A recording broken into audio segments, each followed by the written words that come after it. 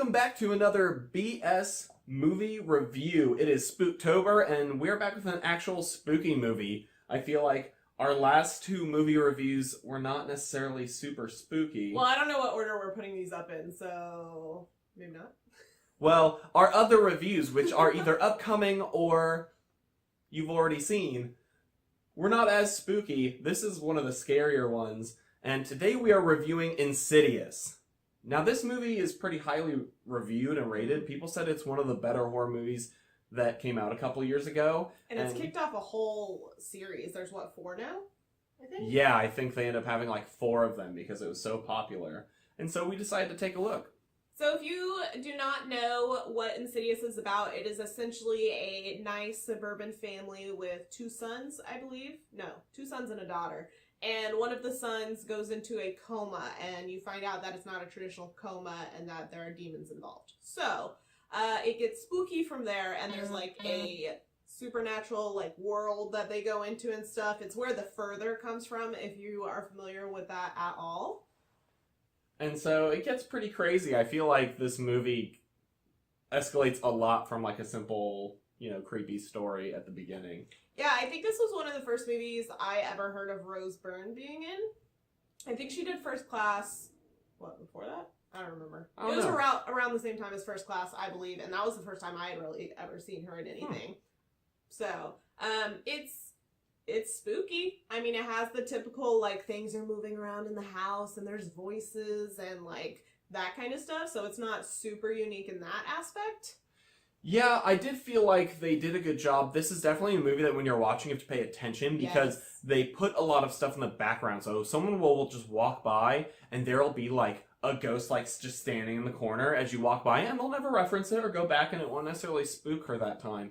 But they're around like as you get further into the movie. Yeah, there was literally a part, because we watched it at home, so we were able to rewind where needed, and we're watching and Steve's like, oh, did you see that thing in the corner? I was like, no, it's just a statue. They're moving. Things are in weird places. It's fine. And then like 2 minutes later, it pops up later, and I'm like, I was like, I told you it was a ghost. Yeah. So those were definitely creepy. I like moments like that in horror films where it's not always like in your face. Like it's something that you can rewatch a couple times and then still pick out things. I like stuff like that.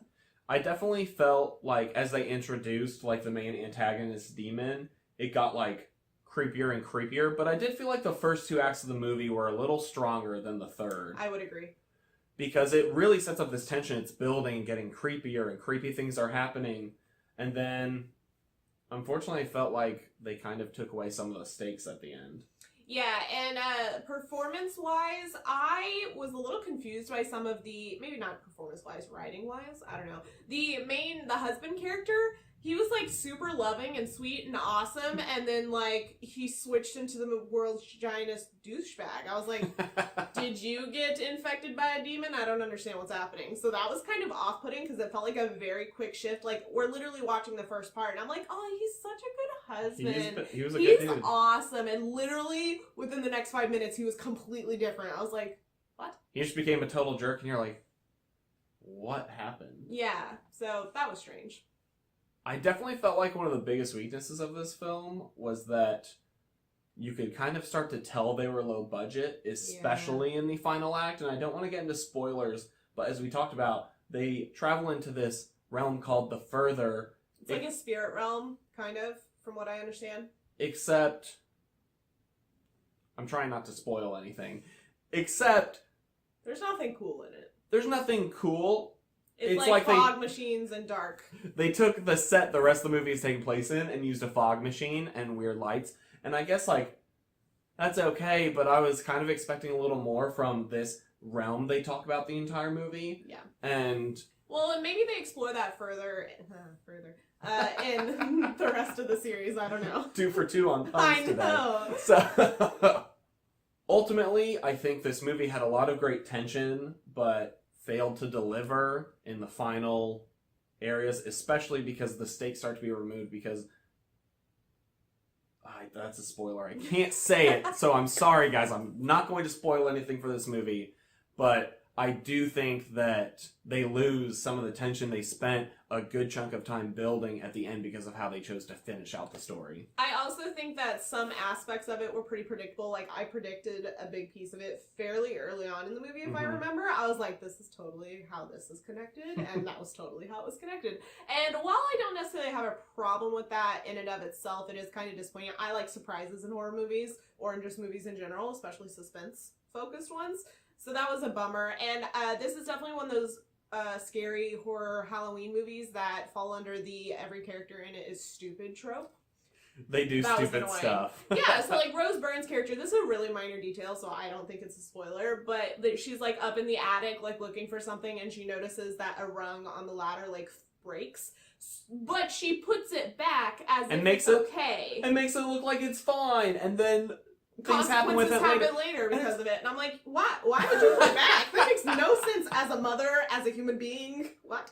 And she never mentions it. She's not she doesn't. She's not like, oh, that was my fault. She's like, she's never like, oh, what could have happened here? I didn't even realize that till right now, and that's hilarious. It's stupid. Yeah, they do a lot of like horror movie character tropes of dumb stuff.